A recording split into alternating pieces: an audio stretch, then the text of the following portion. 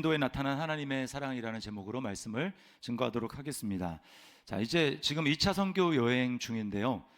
이제 거의 끝에 와 있습니다. 그동안 1차 선교 여행 또 2차 선교 여행을 하면서 우리 서신서에 나오는 교회 이름을 붙인 그 지역 이름을 붙인 그 교회들이 세워졌습니다. 1차 선교 여행은 이제 갈라디아 지역을 다녔죠. 그러니까 갈라디아 교회가 세워졌습니다. 갈라디아서가 있잖아요. 그리고 2차 선교 여행을 하면서 어디가 세워집니까? 빌립보의 복음을 전해서 빌립보 교회가 세워집니다. 빌립보서가 있죠. 또 17장에서 우리가 살펴봤지만 데살로니카 지역에도 복음을 전해서 거기에 교회가 세워집니다. 그래서 우리가 데살로니카 전후서가 있다라는 것을 알고 있습니다. 자, 오늘 본문은 드디어 말도 많고 탈도 많았던 고린도 교회. 그래서 서신서 중에 제일 깁니다. 그 고린도 교회가 드디어 오늘 바울 복음이 증거되면서 세워지게 됩니다.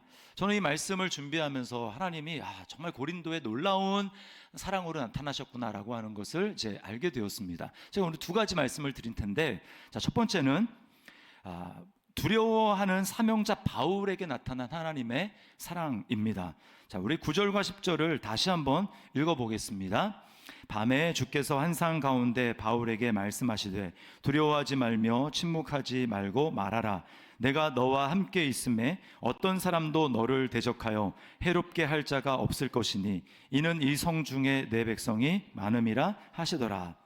자, 두려워하지 말라라고 하나님 말씀하셨기 때문에 바울이 지금 두려워하고 있다는 것을 우리가 알 수 있습니다. 문맥을 살펴보면 바울이 뭐 때문에 이렇게 두려워했는가라고 하는 것을 우리가 지금 짐작을 해볼 수가 있습니다.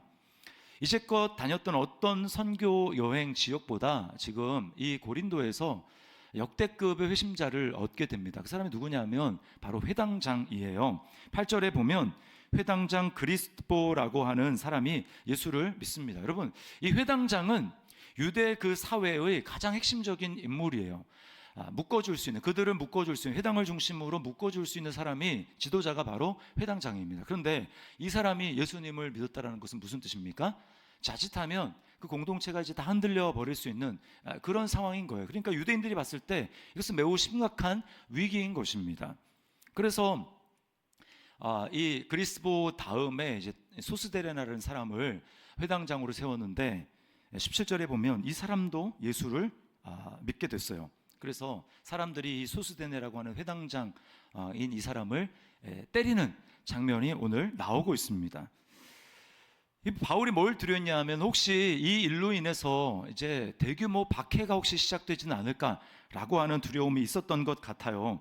복음이 땅끝까지 전해져야 되는데 내가 그 일 때문에 사도로 세움을 입었는데 본인이 이제 사도행전 우리가 8장에 살펴봤지만 스데반 때문에 엄청난 이 박해가 일어나지 않았습니까? 그리고 그 현장에 본인이 있었단 말입니다. 지금은 전도자로 있지만 그때는 박해자로 있었습니다. 그런 박해가 일어나게 되면 이제 복음을 전하기가 어렵지 않을까라고 하는 이 두려움이 있었어요. 게다가 이 고린도의 영적인 분위기도 만만치가 않았습니다. 여러분, 그 도시마다 그 분위기가 있습니다. 사람마다 이제 복음을 잘 받아들이는 그런 좋은 밭이 있는 것 같이 이 도시에도 그런 분위기가 있습니다. 근데 고린도는요, 만만치 않은 영적인 분위기를 가지고 있었어요. 인구는 학자들에 따르면 적게 잡아도 15만 명 일반 인구가요. 그리고 거기에 노예들이 한 46만 명 정도 있었을 것이라고 예측을 합니다. 그러니까 합치면 60만 명이 넘어요. 1, 2동탄 합친 것보다 훨씬 더 많은 인구가 고린도에 살고 있는 것입니다. 엄청난 인구죠. 거기다가 스포츠도 굉장히 발달했습니다. 고린도에는 이스트미안이라고 하는 이 대회가 오늘날 올림픽과 같은 것인데 2년마다 열렸어요. 그 대회가 열리면 주변에 있는 사람들이 엄청나게 그 경기를 구경하려고 몰렸다고 그렇게 이야기를 합니다.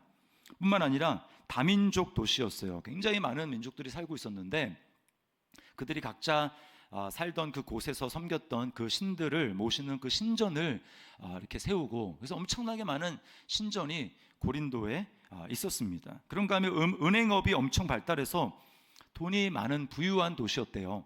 그래서 빈부격차도 그만큼 컸다고 얘기를 합니다. 고린도전서 읽어보면 성찬식을 하는데 교회 안에도 부자가 있고 가난한 사람이 있는데 부자들이 가난한 사람들 모이기 전에 이제 뭐 다 먹어서 너희가 교회 주의 몸을 분별하지 않고 이렇게 먹고 마신다라고 하는 바울의 책망을 들어볼 수 있습니다. 뿐만 아니라 성적으로 엄청나게 타락한 도시였습니다. 코린티아 조마이라고 하는 이 헬라어 단어가 특별한 단어가 있을 정도였어요. 이 말이 무슨 뜻이냐면 고린도식으로 놀다라고 하는 곳인데 무절제하게 간음을 행한다라고 하는 뜻이었습니다. 그러니까 영적인 분위기가 복음을 잘 받아들이게 사람들의 마음이 이렇게 텃밭이 좋은 그런 상태가 아니었습니다. 우리 고린도전서 후서를 읽어보면 바울이 어디 교회보다도 굉장히 애를 먹었던 곳이 고린도 교회였습니다. 바울의 사도권을 잘 인정하지 않았고요. 다른 이제 지역에서는 그렇지 않는데 고린도에서만 유독 바울이 이제 자비량해서 자기가 일을 해서 사역에 필요한 것들을 충당해서 해야 될 정도로 그렇게 이제 잘 서포트를 하지 않았던 것 같아요.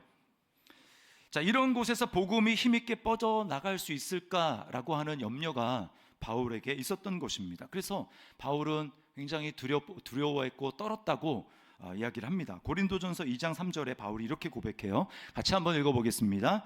내가 너희 가운데 거할 때에 약하고 두려워하고 심히 떨었노라. 자, 이 상황 가운데 오늘 주님께서 바울에게 밤에 나타나셔서 환상 가운데 말씀해 주시는 것입니다. 두려워하지 말아라. 내가 너와 함께 있다라고 말씀을 하시는 거예요. 여러분, 우리도 마찬가지입니다. 예수를 믿고 또 믿음으로 살아간다고 하지만 현실의 삶이 정말 힘들고 어렵지 않습니까? 그러다 보면 우리가 미래가 불투명하고 또 낙담할 수가 있습니다. 낙담할 때가 있습니다. 또 두려워할 때가 있습니다.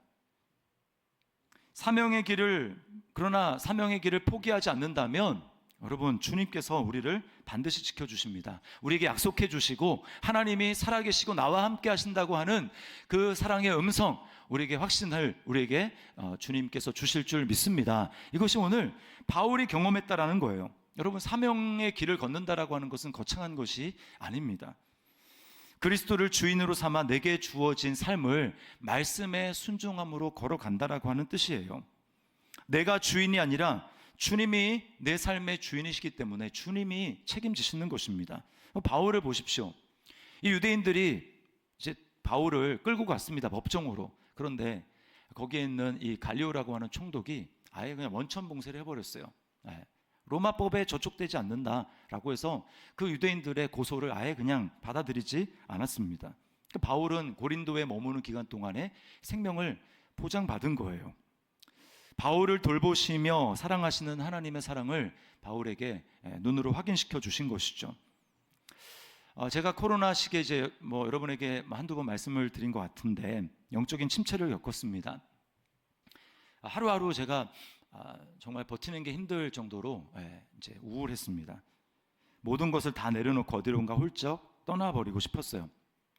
그러니까 목사가 행복하고 목사가 이제 기쁨이 넘쳐야 여러분, 이제 여러분에게도 그게 전달이 되는데 제가 우울하고 제가 침체에 빠져 있으니까 예배 분위기도 무겁고 그리고 성도들이 이제 말씀을 통해서 은혜를 잘 받지 못하는 겁니다. 그 당시 아내가 저한테 했던 얘기, 설교가 은혜가 안 된다고 하는 얘기였어요.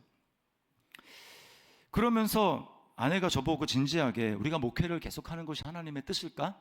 이렇게 진지하게 물었습니다. 그때가 이제 2년 전 2022년 여름이었어요.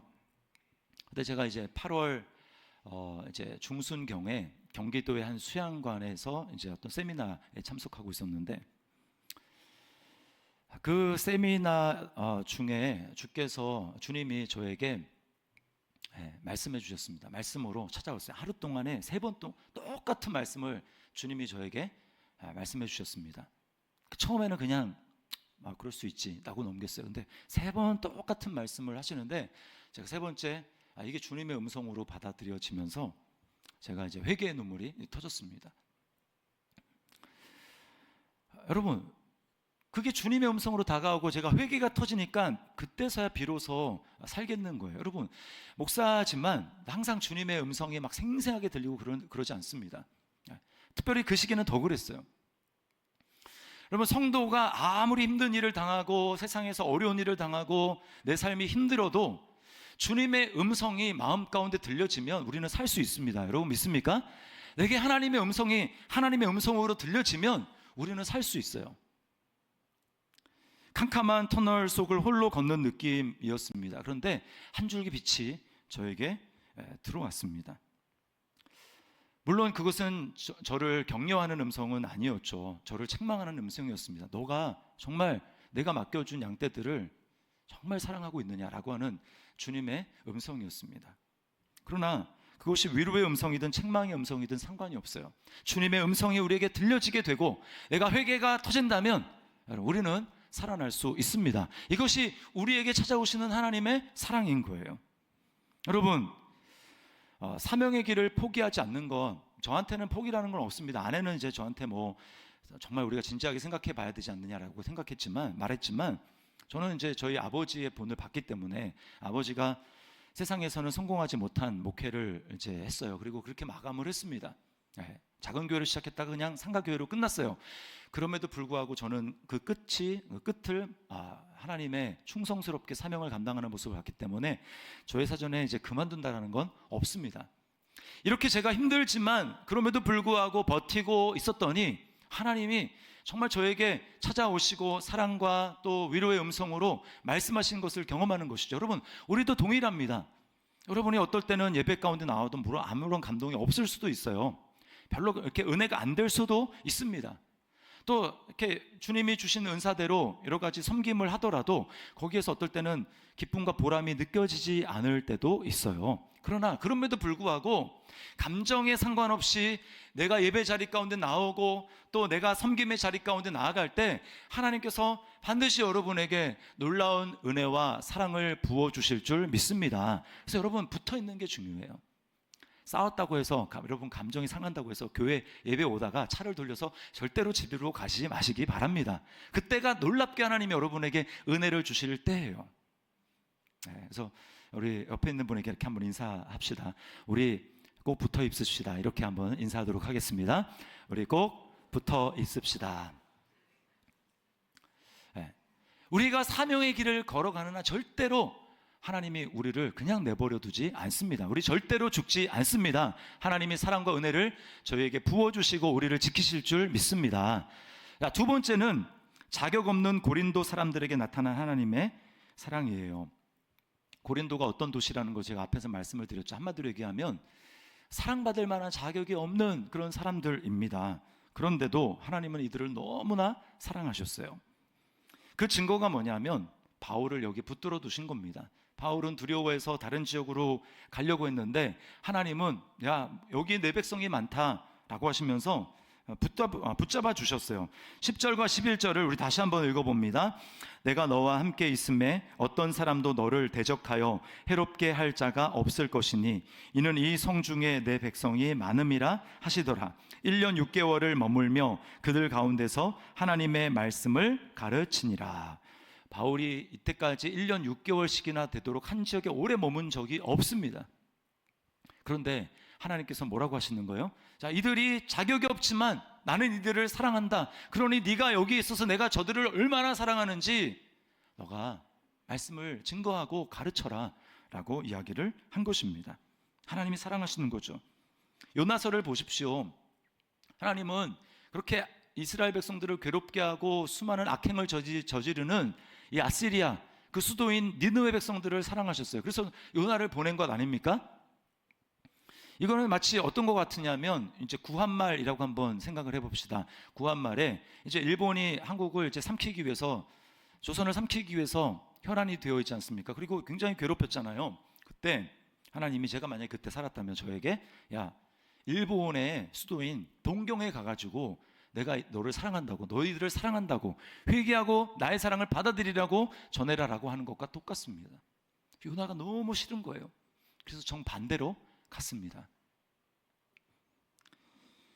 요나는 왜 싫어했습니까? 그들은 복음을 들을 자격이 없다고 생각을 했어요. 저들은 심판을 받아서 그냥 멸망당에 마땅한 인간들이죠. 어떻게 저들이 하나님의 사랑을 받을 자격이 있습니까? 라고 생각을 한 거예요. 그러나 하나님의 생각은 전혀 달랐습니다.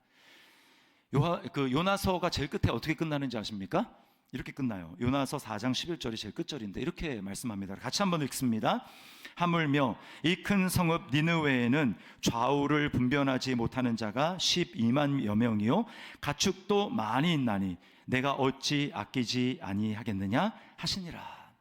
내가 어찌 아끼지 아니하겠느냐. 하나님의 사랑이죠. 이게 신약의 말씀이 아니라 구약의 말씀입니다. 어떤 분은 구약에 막 죽이는 하나님의 전쟁하면서 막 다 죽여라 라고 하는 것이 많기 때문에 하나님은, 구약의 하나님은 사랑의 하나님이 아니고 심판의 하나님이고 신약의 하나님은 사랑의 하나님이다 라고 생각하는데 그것은 오해입니다.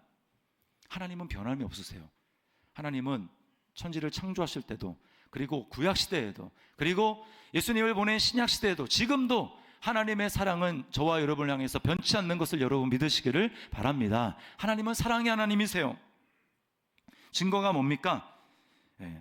죄에서 돌이키도록 하나님의 사람들을 끊임없이, 하나님의 사랑의 메시지를 전할 수 있는 사람들을 끊임없이 보내신다라는 것입니다. 여러분, 이 사랑이 고린도 사람들에게만 나타났습니까? 대한민국, 저와 여러분들에게도 나타났어요. 어떻게 우리나라의 복음이 전해졌습니까? 지금은요, 한류 때문에 코리아를 모르는 사람이 없습니다. 미디어가 발달했잖아요. 그러니까 다 알 수 있어요. 그런데 복음이 처음 전해지던 여러분 1800년대 막 중반, 후반, 이때는요 코리아를 모릅니다. 어디 알겠습니까? 뭐 일본, 재팬, 차이나 이런 데 이제 힘이 있는 나라기 때문에 알았어요. 근데 코리아 모릅니다. 그 당시에 조선은 어떤 나라였습니까? 위정척사, 여러분 국사 시간에 배우셨잖아요. 서양 문물, 이거 귀신, 서양 귀신이라고 해가지고 다 배척하고 받아들이지 않던 때입니다. 그런데 하나님은 어떻게 하십니까? 어디 붙어 있지도 모르는 그 코리아라는 조그만 동방의 은둔의 나라, 그 나라를 어떻게 알고 눈파란 서양 선교사들의 마음에 조선을 향해서 가고자 하는 마음을 주시는 거예요. 내가 사랑하는 조선에 가서 복음을 전해라. 그렇게 해서 온 많은 선교사님 중에 한 분이 토마스 선교사님입니까? 토마스 선교사? 품에 한문 성경 몇 권을 가지고 이제 제너럴 셔먼호 아시죠? 그 상선을 타고 대동강에 내렸다가 입뻥끝 못 해보고 참수를 당해서 죽습니다. 그리고 그때 이제 한문 성경이 이제 몇몇 사람들에게 전달이 된 거예요. 그리고 이제 10여 년이 지난 다음에 토마스 선교사가 순교했다라는 소식을 만주에 있는 존 로스라고 하는 선교사님이 듣게 됩니다. 이 분은, 존 로스는요 원래 만주에서 중국 선교를 하려고, 중국 내지 선교를 하기 위해서 파송받은 사람이에요. 스코틀랜드 선교사입니다. 그런데 계속해서 그 소식을 듣는데 마음에 막 부담이 있는 거예요. 한 번도 복음을 전해보지 못하고 이렇게 순교를 당한 내가 그 선교사, 토마스 선교사의 뒤를 이어서 뭔가를 해야 되지 않을까? 라고 하는 그 부담의 마음이 계속 있는 겁니다. 누가 주시는 거예요? 하나님이 주시는 거예요. 그래서 그가 작정한 일은 한글말로, 그러니까 이제 그 한글로 된 성경을 번역하는 일이었습니다. 존 로스 선교사님이 이 일을 하기 위해서 치른 대가가 어마어마해요. 이제 그 만주에 도착한 지 얼마 안 돼서 첫 아이를 낳고 그 부인 선교사님이 죽습니다. 그러니까 결혼한 지 1년 남짓 만에 죽은 거예요. 그때 나이가 20대 후반입니다. 그리고 존 로스 선교사님은 31살이었어요. 자기 나라에서 그런 일을 당해도 여러분 얼마나 고통스럽습니까? 주변 사람들이 막 위로를 해주고 해도 어려울 판인데 지금 아무도 알 사람이 없는 그 타지에서 그런 일을 당했으니까 얼마나 여러분 괴롭고 외롭고 슬펐겠습니까? 그냥 성교고 뭐고 다 뒤로 하고 본국으로 귀국해도 아무런 누가 뭐라고 할 사람이 없었을 거예요. 그럼에도 불구하고 8년 동안 독신으로 있으면서 한글 성경을 번역하는 일에 매진을 합니다. 그리고 안식년으로 이제 나와 있으면서 그가 다시 재혼을 해서 다시 들어가요. 만주로. 두 번째 부인을 통해서 8명의 자녀를 낳는데 그 8명의 자녀 중에서 4명도 또 성인이 되지 못하고 다 죽습니다. 어마어마한 희생이죠. 여러분, 이런 희생, 일평생을 내가 조선을 위해서, 조선의 하나님의 사랑을 전하기 위해서 그렇게 헌신한 결과 탄생한 것이 바로 저와 여러분을 얼마나 사랑하는지가 적혀 있는 하나님의 러브레터, 이 한글 성경입니다. 여러분, 그래서요, 많은 사람들이 이 성경, 이 한글 성경을 통해서 예수님을 믿게 됐습니다. 선교사님이 전한 게 아니라 성경을 막 나눠줬는데 사람들이 성경을 읽으면서 거기서 하나님의 예수라는 분이 우리를 위해서 이 땅에 오셨고 우리를 이렇게 사랑하시는구나 라고 하면서 예수를 믿고 회개하고 예수님께 자신의 삶을 드렸습니다. 그래서요, 본격적으로 복음을 전하기 위해서 선교사님, 우리가 아는 뭐 아펜젤러, 그 다음에 언더우드, 이런 선교사님이 들어왔을 때, 제물포항, 지금의 인천이죠, 거기에 들어왔을 때 이미 성경을 통해서 예수님을 믿고 이제 선교사님을부터 내가 세례를 받겠다라고 기다리는 사람이 100명이 넘었습니다. 전 세계에서 유일해요.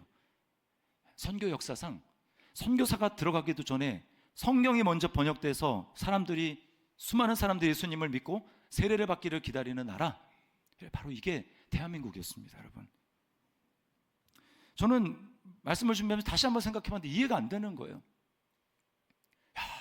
어떻게 이 코리아라는 나라, 알지 못하는, 그 당시에는 뭐 꼬레아라고 했죠, 꼬레아, 모르는 이 나라에 어떻게 복음이 이렇게 증거될 수 있나? 대답은 딱 하나밖에 없습니다. 하나님이 우리를 사랑하시는 거예요. 사랑하시기 때문에 코리아라는 나라를 알고 선교사님들에게 계속해서 하나님의 사랑의 마음으로 내가 사랑하는 저 나라에게서 복음을 전해라. 그렇게 해서 복음이 전해서 어디까지 왔습니까? 나에게까지 온 거예요. 여러분이 이 자리에 앉아서 하나님을 예배하고, 교회 나오고 예수님을 믿을 수 있는 거, 여러분, 그것은 절대 우연이 아니라는 것을 여러분 믿으시기를 바랍니다. 과정이야 어떻게 됐든지 다 다를 수 있지만 하나님이 여러분을 사랑하셔서 계획 가운데 인도하신 거예요. 에베소서 1장 3절부터 5절 말씀을 같이 한번 우리 읽어보겠습니다. 시작. 찬송하리로다. 하나님 곧 우리 주 예수 그리스도의 아버지께서 그리스도 안에서 하늘에 속한 모든 신령한 복을 우리에게 주시되 곧 창세 전에 그리스도 안에서 우리를 택하사 우리로 사랑 안에서 그 앞에 거룩하고 흠이 없게 하시려고 그 기쁘신 뜻대로 우리를 예정하사 예수 그리스도로 말미암아 자기의 아들들이 되게 하셨으니, 아멘. 창세 전에 우리를 택하셨다고 말씀합니다. 사랑하셨다고 말씀을 해요. 여러분, 이 사실을 우리가 정말 받아들인다면 우리는 어떻게 해야 될까요? 우리는 하나님이 우리를 구원하셔서 원하시는 건 뭐냐? 이 세 번째인데, 이건 뭐냐면 이 사랑을 누리기를 바라시는 겁니다. 믿음으로 누리기를 바라세요. 그냥 아는 게 아니라 충만하게 누리기를 주님은 바라시는 겁니다. 방금 읽은 에베소서 그 다음 절, 에베소서 1장 6절 말씀도 같이 한번 읽겠습니다. 이는 그가 사랑하시는 자 안에서 우리에게 거저 주시는 바 그의 은혜의 영광을 찬송하게 하려는 것이라. 아멘. 우리가 오늘 예배하기 위해서 이 자리에 모였잖아요. 여러분, 예배가 뭡니까? 우리에게 거저 주시는, 내가 아무것도 자격이 없고 하나님의 사랑을 받을 수 있는 자격이 없는 사람인데, 그럼에도 불구하고 나를 창세전에 택하셔서 하나님의 사랑받는 자로 나를 불러주신 그 사랑의 하나님께, 여러분, 예배를 통해서 우리가 사랑한다고, 하나님께 감사하다고 표현하는 것, 이게 예배입니다. 예배를 통해서요, 우리는 하나님의 사랑과 은혜를 누리게 되는 거예요. 예배는요, 의무가 아닙니다. 벌써 일주일이 돌아왔네. 이렇게 빨리 돌아오는 거야. 또 가야 돼. 여러분, 예배는요, 사람이 태어나서 누릴 수 있는 최고의, 최상의 특권입니다. 아무도 아멘을 안 하시네요. 여러분에게 누군가 값을 다 지불하고 이제 일평생 호화 여객선 크루즈를 타고 다니면서 전 세계를 이제 죽을 때까지 여행할 수 있는 그런 티켓을 줬다. 무료로. 자기가 값을 다 지불했어요. 그럼 여러분이 그 여행을 다닐 때마다 오늘 또 여행해야 돼. 너무 힘들다. 왜 이렇게 여행은 힘든 것일까? 라고 하면서 그걸 의무로 여길 사람이 있겠습니까? 한 사람도 없을 거요. 여러분, 이 아무런 아름다운 관광지를 할지라도 우리를 사랑하시는 그 아름다우신 하나님과 비교할 수 없습니다. 삼위 하나님이 이곳 가운데 임재하셔서 천국이 온 것 아니에요? 하나님이 이곳 가운데 임재하신다는 것은 천국이 임재한 것인데, 그 하나님, 아름다운 하나님을 우리가 믿음의 눈으로 보면서 하나님의 사랑과 은혜를 예배하고 감사하고 찬양하는 것, 여러분, 이것이 가장 큰 특권입니다. 그래서 예배는요, 의무가 아니에요.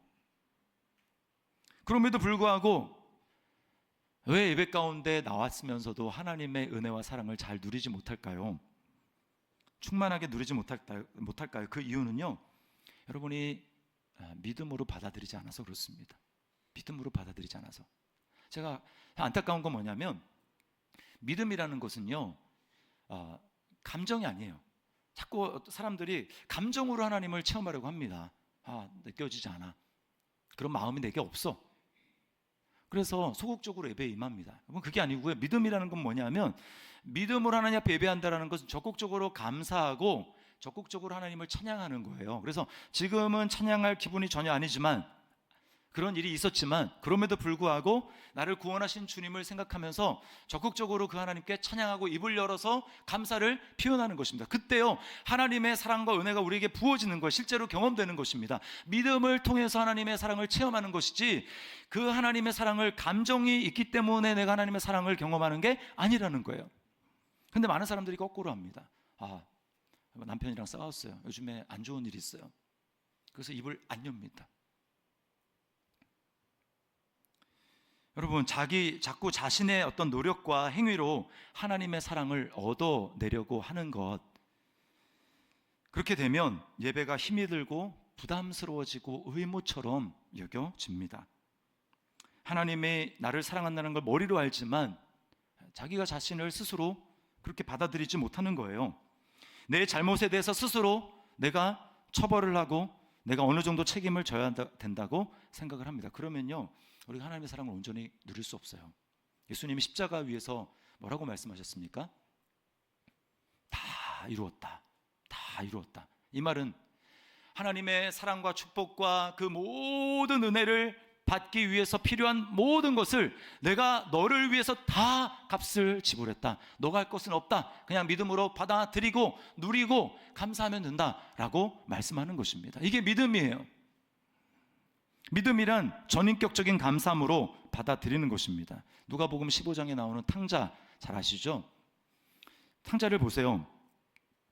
아버지를 떠났다가 이제 가진 것 다 탕진하고 굶어 죽게 됐습니다. 아무리 머리를 생각해봐도, 자기가 굴려봐도 자기가 살아남기 위해서는 아버지 집으로 돌아가는 길밖에 없어요. 근데 문제는 뭐냐? 염치가 없는 겁니다. 염치가. 그래서요, 이제 돌아가긴 가는데 이제 아버지를 만나면 무슨 얘기를 할까? 자기가 대사를 연습했습니다. 이렇게 말을 해야 되겠다. 저는 이제부터 아들이 아닙니다. 저는 나름 염치가 있는 놈입니다. 이제부터 공짜로 먹지 않겠습니다. 저는 종업원으로 일하겠습니다. 이렇게 대사를 외워가지고 이제 오는 길에 계속 그 대사를 되뇌이면서 옵니다.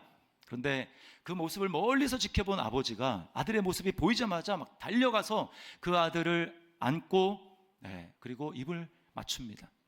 이제 아버지 만났으니까 이제 외웠던 대사 해야 되잖아요.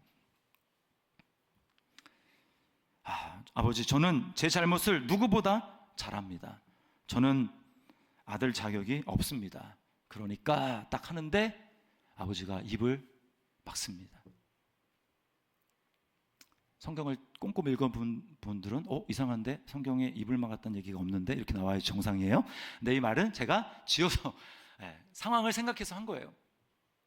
입을 막습니다. 그리고는 종들에게 말합니다. 제일 좋은 옷을, 내 옷을 가져다 입혀라. 손에는 내 가락지를, 반지를 껴줘라. 발에 신을 신겨라. 그리고 집에 있는 가장 최고급 송아지로 요리를 만들어서 우리 잔치하자. 그리고는 그 아들을 데리고 집으로, 잔치가 벌어지는 그 집으로 데리고 갑니다. 아들은 염치가 너무나 없었지만 아버지가 너무나 자신을 모든 걸 다 받아들이고 이제 잔치를 누리면 된다고 데리고 가는 그 아버지를 따라서 집 안으로 들어가서 그 잔치를 누리는 거예요. 여러분, 이게 믿음입니다. 염치가 없지만 값을 다 지불하셨으니 다 지불하고 이제는 그 아버지의 사랑과 은혜를 믿음으로 누리라고 말씀하시는 것을 전인격적으로 받아들여서 염치가 없는데 너무 감사합니다 라고 고백하고 그렇게 나아가는 게 여러분 믿음이라는 거예요. 하나님의 사랑과 은혜는 이렇게 누리는 겁니다. 내가 뭘 거기다가 더하려고 하지 마세요. 만약에 탕자가 이렇게 반응했다고 한번 생각을 해보십시오. 아버지가 저를 용서하셨음을 압니다. 감사합니다. 그러나 잔치에는 함께 할 수 없습니다. 저는 그럴 자격이 없습니다. 저는 잔치에 참여해서 요리를 먹을 만한 가치가 있는 사람이 아닙니다. 호화로운 방도 거절합니다. 저에게 어울리는 것은 저기 저 마구간입니다. 제가 아버지께 손해를 끼친 것을 다 갚을 때까지 저는 일만 하겠습니다. 제가 이처럼 지은 죄를 위해 보상하려는 것을 보면 아버지도 저를 염치가 있는 놈으로 자랑스러워 하실 겁니다. 여러분, 만약에 이렇게 이야기를 했다고 한번 생각을 해보십시오. 아버지의 마음이 어땠을까요? 가슴이 찢어지는 겁니다. 가슴이 찢어져요. 여러분, 하나님 앞에서 염치를 내세우는 거는요, 그거는 교만입니다. 하나님의 은혜로 전적으로 받아들이기를 거부하는 교만이고, 예수님의 십자가에서 나를 위해서 흘리신 그 사랑의 보혈의 공로를 거부하는 불신이에요. 여러분, 예수님을 처음 믿을 때나 지금이나 우리의 존재가 막 그렇게 드라마틱하게 바뀌었습니까? 물론 바뀌었죠. 바뀌어야 정상입니다. 그러나 우리의 본질 자체는 하나님의 마음을 아프게 하고 여전히 이기적이고 자기밖에 모르고 욕심이 많은 이런 우리의 본질 자체는 안 바뀌었잖아요. 그럼 뭘 얘기를 해주는 겁니까? 여전히 우리는 하나님의 불쌍히 여기심과 은혜로만 살아갈 수 있는 존재라는 것을 보여주는 것 아닙니까? 그렇기 때문에 예수님이 정죄함이 없다라고 말씀하신 거예요. 그러니까 죄를 지어도 너 하나님의 아들과 딸이라는 사실은 영원토록 변하지 않아. 그러니까 뻔뻔하게 다시금 은혜의 보좌 앞에 나아가. 그게 주님을 기쁘시게 하는 믿음이라고 말씀하십니다. 여러분, 어떤 상황이든지 여러분이 너는 자격이 없어 라고 말하는 어떤 상황이 온다 할지라도 여러분 거기에 속아 넘어가지 마시고, 그래도 나는 하나님의 자녀야. 하나님은 나를 사랑하셔. 나를 위해 모든 대가를 다 지불하셨어. 나는 이걸 믿을 거야. 하나님 앞에 감사할 거야 라고 하고, 여러분 주님의 그 은혜의 보좌로 담대히 나아갈 수 있기를 주님의 이름으로 축원합니다. 히브리서 4장 16절 말씀을 우리 같이 한번 읽습니다. 시작. 그러므로 우리는 긍휼하심을 받고 때를 따라 돕는 은혜를 얻기 위하여 은혜의 보좌 앞에 담대히 나아갈 것이니라. 아멘. 여러분, 우리가 자격이 없음에도 불구하고 우리를 사랑하신 그 하나님의 사랑이 우리에게 나타났습니다. 기적 중에 기적이에요. 내가 어떻게 예수님을 믿을 수 있나? 이 정말 알지도 못하는 이 코딱지만한 이 나라에서 어떻게 내가 예수님을 믿을 수 있는가? 하나님이 우리를 사랑하시기 때문에 나타나셨습니다. 그리고 그런 사랑을 받은 우리가 사명을 따라 믿음을 따라 살아갈 때 때로 어려움을 당할 수 있지만, 그럼에도 불구하고 오늘 바울에게 말씀하셨던 그 약속을 기억하십시오. 내가 너와 함께 있다. 두려워하지 말아라. 이 말은 하나님이 우리를 책임지신다라는 것입니다. 여러분, 우리는 이런 사랑을 받은 자입니다. 그러므로 여러분 어떠한 낙심할 일이 있더라 할지라도 두려워하지 말고 여러분 이 사랑을 믿음으로 누리며 주장할 수 있기를 주님의 이름으로 축원합니다. 예배가 짐이요 의무가 아니라 예배할 때마다 하나님 앞에 나아가서 그 사랑과 은혜를 믿음으로 누리는, 그 사랑과 은혜를 더 깊이 점점 갈수록 누리는 우리 저와 여러분들 될 수 있기를 주님의 이름으로 축원합니다. 우리 시간 찬양하며 나가겠습니다. 그 사랑 얼마나. 제가 여러분에게 꼭 권면드리고 싶은 말씀이 있어요. 어떤 분은 내가 진짜 예수님을 사랑하나? 나는 별로 감사하는 마음이 많지 않은데. 그래서 기도할 때도요, 하나님 제가 주님을 감사하게 해주세요. 그렇게 기도하지 마세요. 감사하게 해주세요라고 기도하지 마시고 그냥 감사하십시오. 감사하게 해주십시오라고 하는 건 일단 나중에 내가 감사하겠다라는 거잖아요. 그게 아닙니다. 하나님이 지금 원하시는 건, 믿음의 고백은 뭐냐면 지금 감사하는 거예요. 입을 열어서. 아시겠어요? 또 하나님 제가 주님을 사랑한다고 말하게 해주세요 라고 하지 마시고요, 그냥 지금 입을 열어서 사랑한다고 말하면 됩니다. 그게 믿음의 고백이에요. 자, 이 시간 이 찬양 하나님 앞에 드리며 나가겠습니다.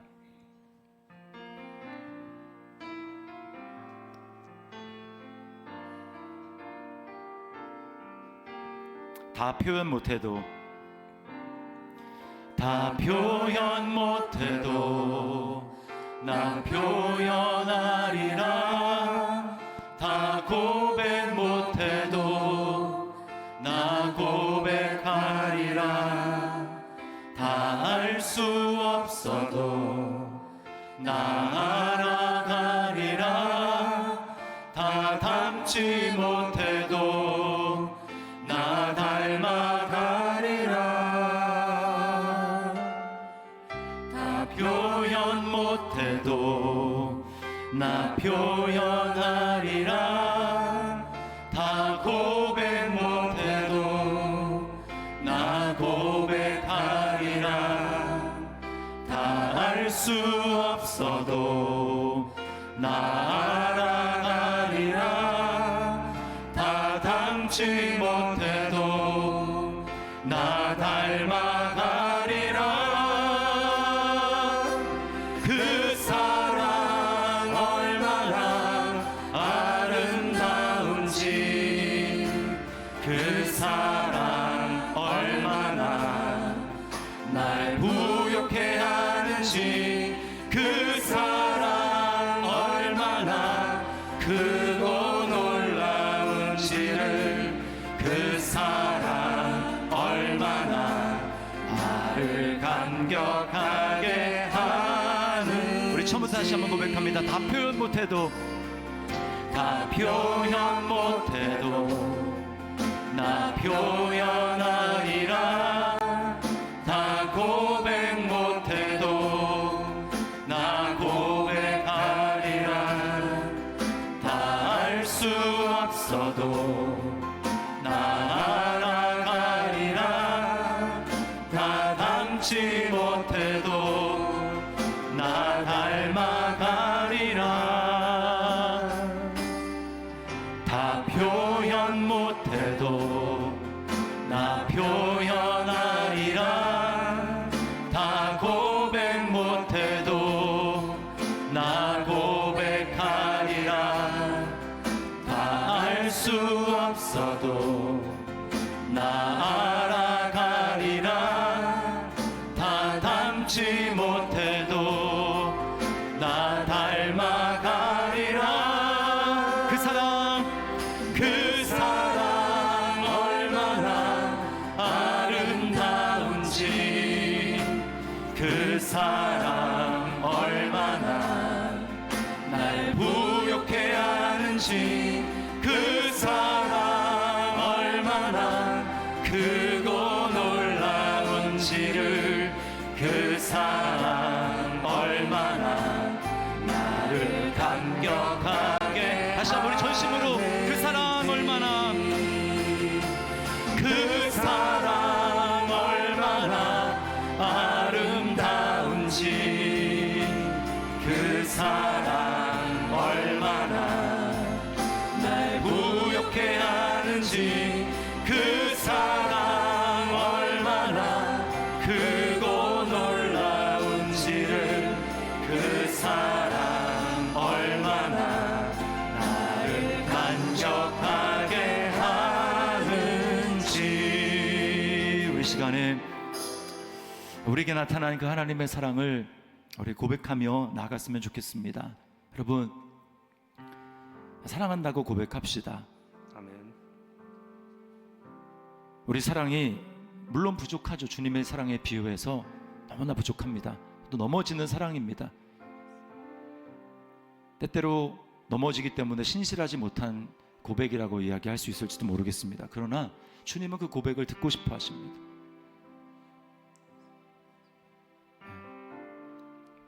다시 돌이키면 돼요. 그러나 그 고백만큼, 그 순간만큼은 진실한 고백 아니겠습니까? 이 시간 주님, 제가 주님 사랑합니다. 그리고 또 감사합시다. 감사하게 해주십시오. 사랑하게 해주십시오라고 하지 마시고 입을 열어 사랑하면 됩니다. 자격이 있어서가 아니잖아요. 이미 다 우리에게 사랑을 부어주시고 용납해 주시고 믿음으로 그렇게 고백하기를 원하시는데, 우리는 끊임없이 난 자격이 없어 라고 하는 그 사단의 거짓에 묶여서 입을 열지 못합니다. 입을 열지 못하기 때문에 하나님께 사랑과 은혜를 부어주시기를 원하는데 우리가 누리지 못하는 거예요. 표현할 때 하나님의 사랑을 경험합니다. 표현할 때 하나님의 은혜를 경험합니다. 여러분, 입을 여십시오. 이 시간 우리 주님, 자격이 없는 나에게 찾아와 주셔서 감사합니다. 그 사랑을 알게 해주셔서 감사합니다.